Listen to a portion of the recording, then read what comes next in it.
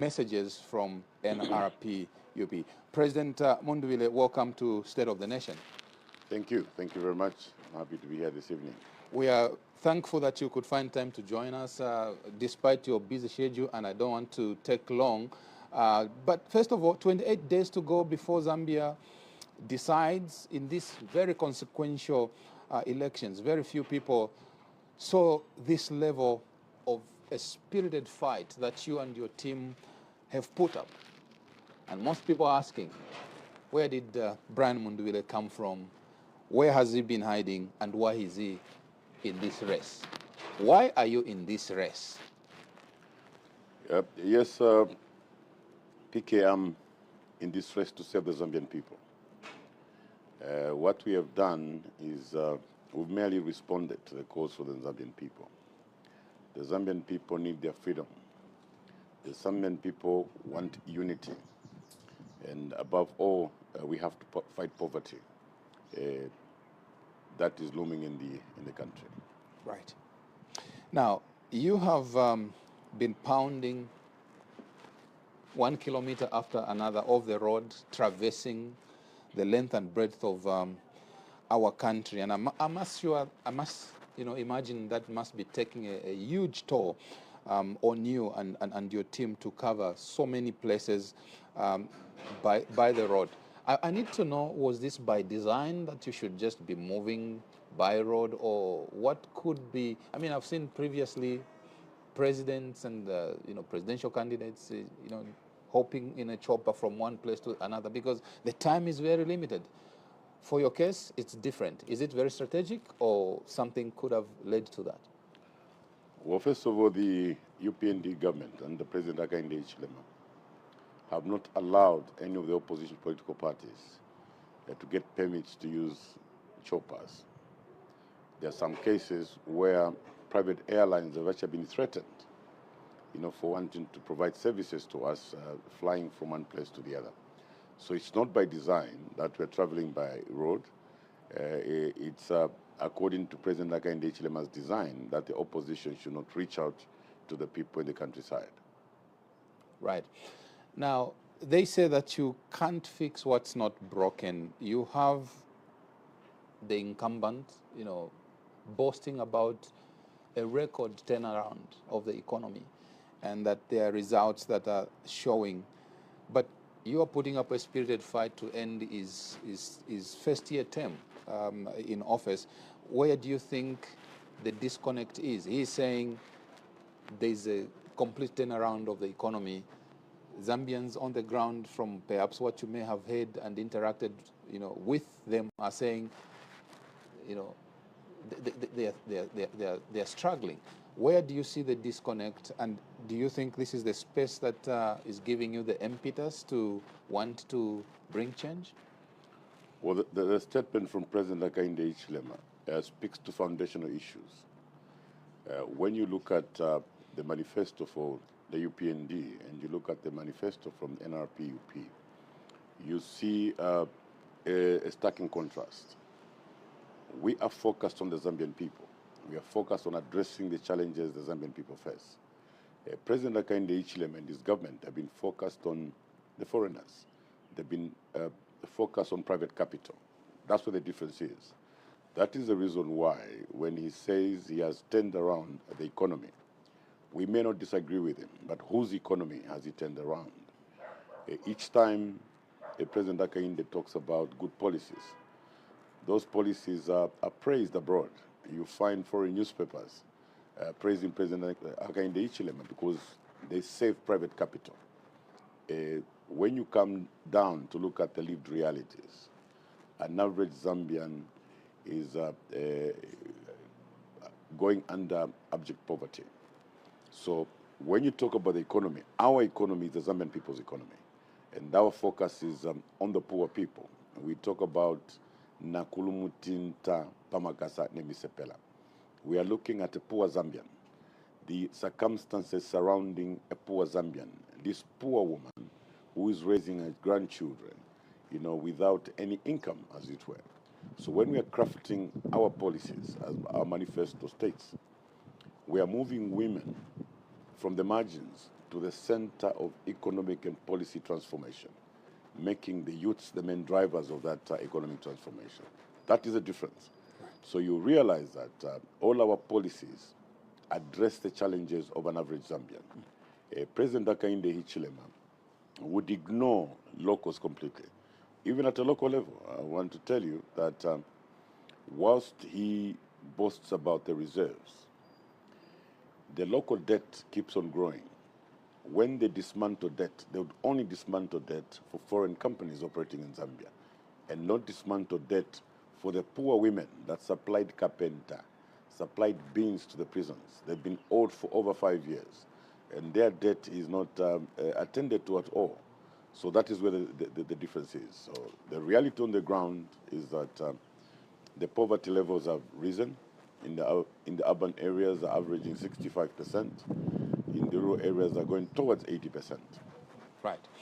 Let's come to one of the most recent issues that you have consistently advised the president to announce: the floor price for the maize. We are getting contradictory statements. FRI says the moisture content is still high. The president says I've issued a directive.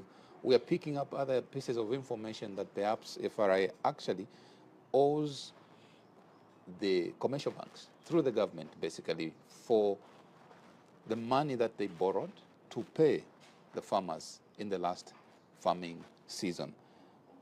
Where does this whole scenario leave an ordinary farmer who you probably have been interacting with on your campaign trail? What is the reality on the ground? Well, first of all, maybe we deal with the basics. The question one would ask: what's the relationship between the moisture content and the announcing of the price? One can announce the price, the floor price, and go further to say FRA would only buy maize with moisture content below 12%. So there's no relationship between the delayed announcement of the floor price and the moisture content. In any case, there could be some farmers out there who maybe harvested early and their maize, the moisture content in their crop has actually gone below 13%. So where does that leave them? So you clearly see that these are merely excuses. The president makes an announcement at one platform where he says the moisture content has gone down. And one would like to believe that he's the head of state and he's got all the information. The very next minute, the chairperson for FRA says the moisture content is very high. Yeah, so it points to structural issues on how this government is being run. But clearly these are merely excuses. Now, to the farmers that we've been interacting with, they have been eager and they've been pushing to have the floor price announced.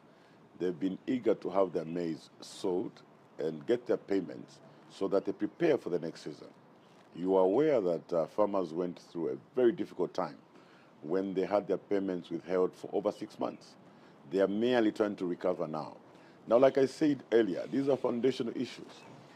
If the issue surrounding maize and moisture content involved foreign investors, President Hakainde Hichilema would have found a solution.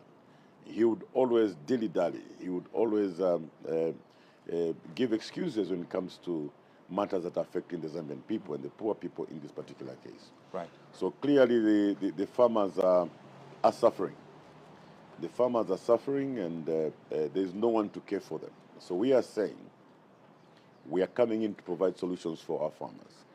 When I was in Petauke and suggested that modern technology, we would never take the moisture content to be a challenge. We have farms that have got dryers fitted there. The same day they harvest, they shell and they even dry to bring it to the desired moisture content. The UPND went up in flames, to mock me when I talked about the dryers. But that's really what the solution is. And we're still insisting that strategically, we are going to invest in dryers right across the country. We've made an undertaking that the floor price for maize will be announced the first week of June, so that the farmers are saved, farmers are given enough time to prepare for the next season, as it were. Right. Now, in this particular election, I think in my view, voter protection is everything. And you have been on record warning civil servants not to be used, not to take unlawful instructions as part of the bigger picture of voter protection. You have been misconstrued, your message has been misconstrued to think that you are warning civil servants, that you are coming after civil servants. How do you contextualize and amplify this message for clarity that maybe the message is not so much that you're threatening civil servants, that your message is about voter protection? Are we reading you right?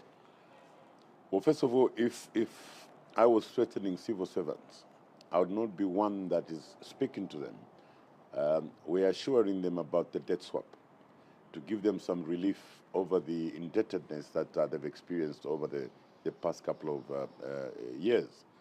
We've been assuring teachers, for instance, that to look into the issues of the accommodation, as it were. We are talk to the civil servants, assuring them that we'll professionalize the civil service, we'll depoliticize the civil service, we'll embark on a merit-based recruitment system.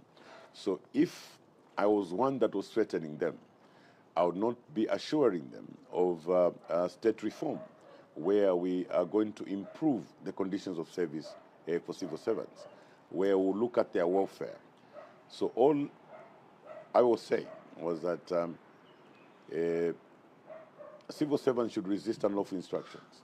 We are aware of a non-person related to the powers that be, coming from the local government commission. He's going around intimidating council secretaries and council workers that will be involved in the electoral process. It was just yesterday in Kafue we learned that 18 officers from the council were transferred because they refused to take unlawful instructions, to take part in electoral malpractices, as it were. So what I was saying to our civil servants, which I would like to repeat here, is that most of our civil servants have led an industrious career path.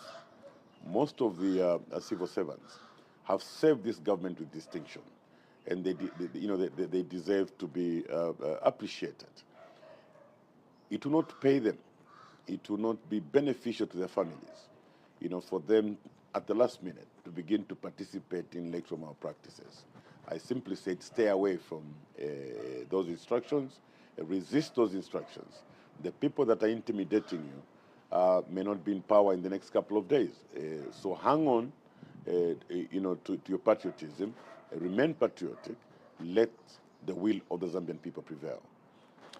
Let's talk about the issue of continuity, the aspect of continuity. We have seen a situation where when the UPND came into power, they cancelled certain contracts in terms of road infrastructure, which you have said you would like to come and continue because that's what people are calling for. But also, we have heard you say you will continue with what the UPND have started that seems to be working, like free education. You have said you're going to continue with that and a few other things. What is the motivation here? That on one hand, the UPND said this infrastructure thing, it was started by the PF and they discontinued. You are saying some of the things that they're doing and seems to be working, like free education, you will continue and improve. What is giving you the motivation to take that trajectory? Well, first of all, the funds that are spent on public programs and projects is the money coming from the Zambian people. It does not belong to the political parties that are in power at a given time. So all the projects that were started will have to be completed. These are projects for the Zambian people, undertaken using people's money. So the politics that we have seen in the past will change. We are saying we are not only changing government, but we are also going to change how government works. So clearly the assurance we give to the Zambian people is that all those projects that were commenced under the UPND using public funds will have to be completed. All the programs in schools, including free education, will have to continue, except that there are certain improvements that we'd like to add to that to benefit the Zambian people. Right. Now, again, when we listen to you on the campaign trail, you are talking to some unfulfilled promises of fertilizer, of millimay, of load shedding, and all of these things. But one would still sit back and wonder, what else are you finding on the ground as you traverse the country? What is it that is giving the Zambian people the dissatisfaction that perhaps change could be on the horizon and a possibility? Well, one thing the Zambians are demanding, they would want us to restore uh, the democracy that they cried for, the democracy that they gave unto themselves in 1991. Zambians want their rights restored, rights of freedom, rights of expression, the freedom of expression, a freedom of movement, as it were. So the intimidation, the oppression, the persecution that they've experienced over the past 5 years is something that they have vehemently objected to. We have assured the Zambian people that we will restore their freedoms, we will restore their freedom of expression. Zambians would like to speak. If something has gone wrong, if Brian Mundubile, as head of state, made certain undertakings in Chama, in Lundazi, and he's been unable to fulfill those promises, they want to take the freedom to go to radio and point out those particular omissions, as it were, without having to look over their shoulders, without having to run away from any police officer that they see. So what they've experienced over the past 5 years is that they've basically been bottled up. They've been gagged. They can't speak. They can't express themselves.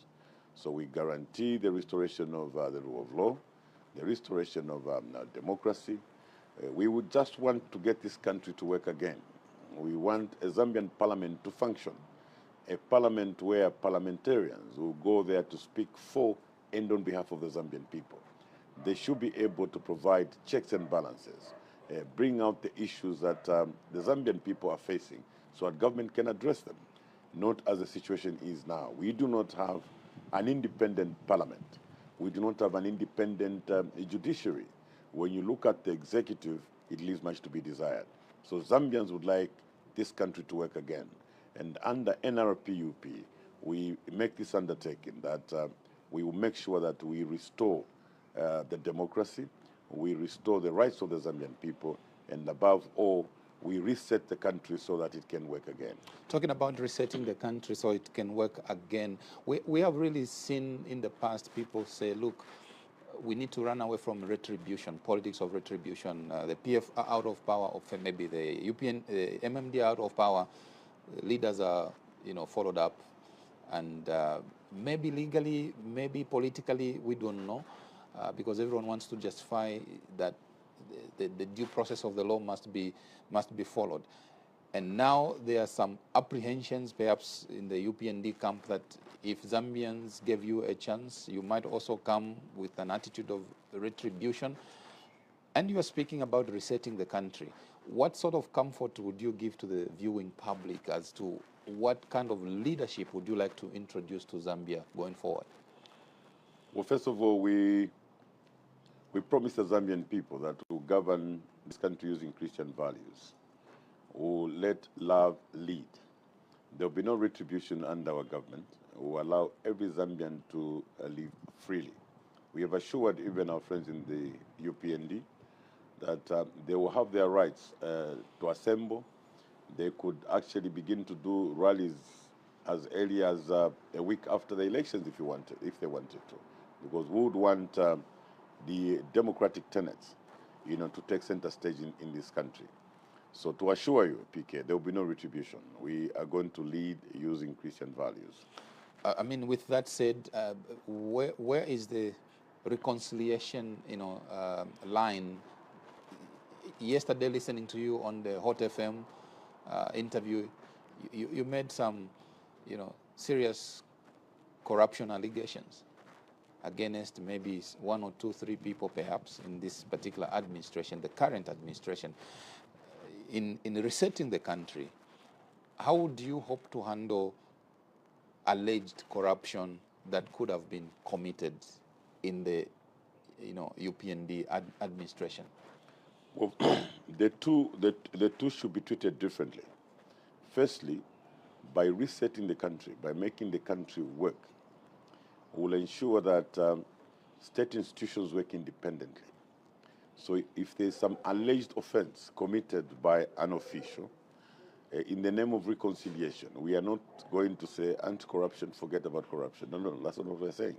What we are saying is we will not, the president will not direct the Anti-Corruption Commission to follow PK merely because there was an opponent. But if there's some alleged wrongdoing on the part of PK, he will be called, he will be questioned, and he'll be given an opportunity to exculpate himself. He'll be given his day in court, to be able to prove his case, as it were, because he will be appearing before an independent court. He will be appearing before an independent anti-corruption commission. He will be appearing before police officers that are professional. That's what it is. It does not necessarily mean for those that committed offenses in the name of reconciliation, then they'll be let scot-free. Not at all. Right. So you're watching State of the Nation on KBN TV. On account of time, because of the busy schedule of President Mundubile, we are limiting this interview to only 30 minutes. And maybe before we go, just two more questions before I let you go. The chief spy claims that he has information that you in opposition are trying to fidget with the elections. Coming from the head of state, that's a very serious allegation. Do you have capacity in opposition to fidget with the results of the election? What are you sensing in that message? Well, he may have just spoken too early, because we should have been saying what he said. We in the opposition should have been saying what he said. And I guess that, as usual, he's always got these tricks of preempting. It may be what they are planning themselves. We are dealing with a number of issues, especially to do with local government commission. Like I said earlier, they're constantly having meetings, intimidating officials into submission so that they can assist in electoral malpractices. So when the president said what he said, we laughed it off and said, well, what is he trying to preempt, as it were? So we've told the Zambian people to be on the lookout. We receive a lot of stories. You would hear of stories, or there are pre-marked ballots coming in from South Africa, or they want to go through Botswana. There's been issues, the pre-marked ballots in Tanzania and so on. Yeah, so we get all this information, and of course, before verifying it, we tell our people, we tell them to just be on alert. So we are calling upon the Zambian people around the country, around the polling stations, to be on alert.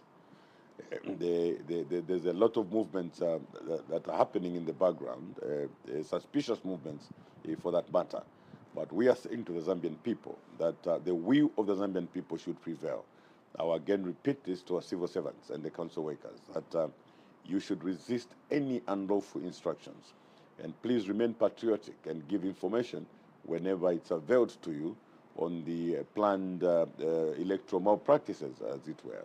What we want is the voice of the Zambian people to be heard, the will of the Zambian people to prevail. So when the president alleges the opposition want to rig elections, well, we say maybe he said what we should have been saying. Two more things, and then we go. President Mundubile, there's a narrative that you are regrouping, and people are labeling you. But when Zambians look at the composition of the people that are around you, the Coplanders, the Moabi Lungus, the President Trevor Mwamba, the Peter Sinkamba, those are not PF. So when people say you are regrouping, how are you debunking this narrative to give confidence to the Zambian people that your leadership, this is really, yes, you are being supported by the PF structures, but maybe a little bit more inclusive? Yeah, NRPUP under Tonze Alliance is a totally new political formation, going by the names that you just mentioned, the individuals that are involved in this a particular alliance. And when you look at the UPND itself, the UPND is in the alliance with the PF. On one hand, they've gone to town to condemn the PF, to say so many things about the PF, but they've gone to bed with the PF. They've been in bed with the PF for a very long time. So maybe Zambians should be worried about them, because they're the ones that, if at all PF was that bad, PF is with the UPND. So for us, we are out there to serve the Zambian people. This is a totally new political formation with different individuals of impeccable repute that are here and ready to serve the Zambian people. So we have ignored those petty arguments and petty discussions. We are focused on fighting poverty, the high poverty levels in the country. We are focused on addressing the issues the farmers are facing. We are focused on facing the challenges faced by our taxi drivers, our Yango drivers, our truck drivers, our young miners who are being killed every day merely for trying to find means to survive. We are focused on ensuring that we derive some shared value from our mineral resources on the Copper Belt, whilst protecting the interests of investors, as it were. That's where our focus is. As we go, 28 days to go. How are you rating your chances as the possible Republican president? And the Zambian people, are they giving you the right support for you to achieve that aspiration? PK, whilst our friends in the UPND have all the resources in this world, to the extent of going around the country with bags of money, ukwa bags, full of money, offering candidates money, as much as 20 million kwacha for candidates to withdraw, councillors 10 million kwacha for them to withdraw, as it were. Now, this is a country which is failing to pay farmers, a country that is failing to announce the floor price because they have no money. The only money they have is to buy candidates so that they can go unopposed. So we have said to the Zambian people that democracy is the power by the people, for the people. The democracy by the UPND, where they're going to use the power of money, to buy their way into government, should be frowned upon by all. So we don't have that money. We don't have those helicopters. We don't even have that regalia. What we have is just the people's support. All we have is just the people's support. We are merely surviving using the people's support. And as a result of that, we feel our chances are very high because the people have risen. They are not coming to support us because of regalia. They are not coming to support us because we're distributing 500 kwachas, because we're distributing 20 million kwachas, because we're flying lavishly up and down. They are coming because they see hope. We have sent a message of hope.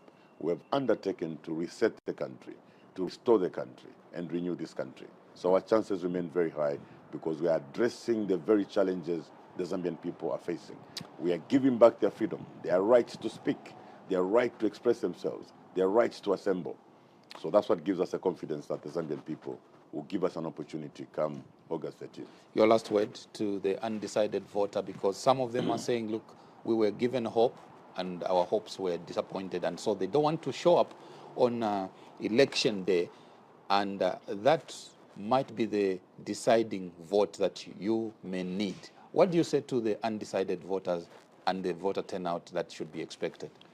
Well, to the undecided voters, our message to you is that when you listen to our message, we are not giving unrealistic promises.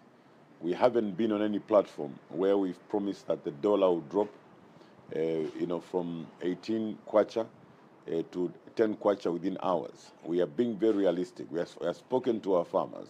What we are saying to you, our farmers, is that you get your 8 bags of fertilizers.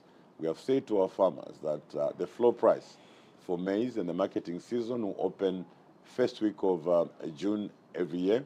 We are saying to our pupils that we'll reduce the number of pupils, teacher-pupil ratio, from 1 to 150 to 1 to 50, because that is what would enable a teacher to communicate and interact with the students, as it were. We are saying to the truck drivers that we know the challenges that you're facing. We know that your allowances were reduced from $25 per day on international routes to 15. All we are saying is that we'll take it back to $25 per day. We'll look at the issues of your insurance, as it were. Our younger drivers, our taxi drivers, we are saying to you, we'll come up with sectoral minimum wages so that you are all well looked after. We've spoken to the gold miners. We have promised them that there will be no soldier, no police officer, no gun that will go to start shooting at them merely because they are trying to find a living. What we will do instead, we're going to facilitate your activities. We will help you. We'll facilitate and give you equipment on loan so that you can mine properly. We'll put you in incubation and teach you safe mining, environmental protection, and also be able to give you licenses so that the sector is formalized.